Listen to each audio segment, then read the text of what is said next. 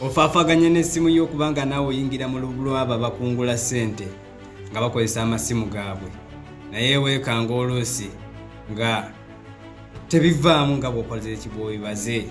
Oluusi n'olaba ka project n'ogamba bannange bayinza obutansasula. Eyo bakiyita IKEA effect, kulaba ng'essente ezanguye oba nga z'otamenyekedde nnyo, kati ne weekanga ng'obivuddemu n'olaba nga sente ozeetaaga naye ng'olaba bayinza obutazikusasula oba biyinza okuba eby'ekifere. Nze wano mba nkulaba wadde goba tondaba nze naye mba nkulaba, naye ekindeese kiri kimu okuteesa ku bintu bino ebigenda mu maaso mu ggwanga.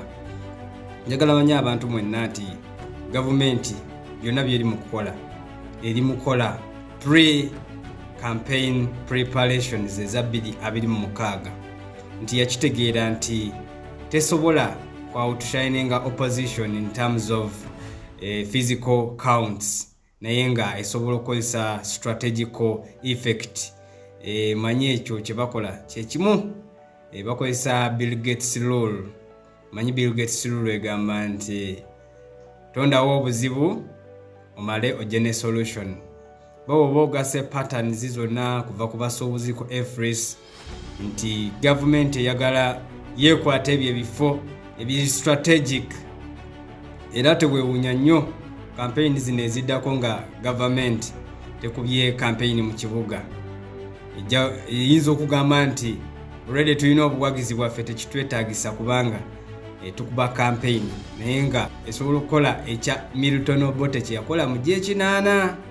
Okitegeera baabala number of districts z'abawangudde nga tebabala bululu bwakoze eki bwakongodde, nti kuba bw'oba osobodde okugatta n'omanya nti kati eno erwengo omubaka w'erwengo engeri gye bamukuttemu, mubaka Kamba engeri gye bamukuttemu, jjukira ezo district omukulembeze gyasinga obuwagizi bw'alaba nga akalulu ka 2021 baali bamuleetera, kiba kitegeeza alina okusipotinga alabe obuzibu buliwo obwamumisa akalulu.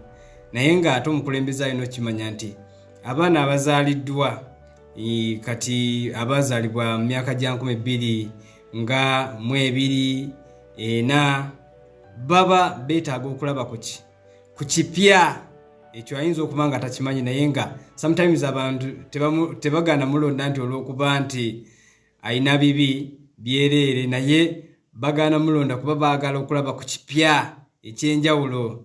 Kati n'ekirala nti bw'oba obaze dots n'omanya nti kati nansana eno nansana bantu nnyo ba opposition, kati ate nansana most of the times nti bw'oba weetegereza nansana na Bweru na Muŋŋoona areas eziranye Lubigi ziri mu wetland, ye basigina eraga nti alina okutondawo obuzibu okusobola okubanga akomawo akonsoolinge emyoyo gy'abo abakoleze eki abatyoboddwa. Gavumenti erage nti teyina kyemanyi yadde ku bigenda mu maaso, naye nga amazima teri kikolebwa nga tekimanyiddwa.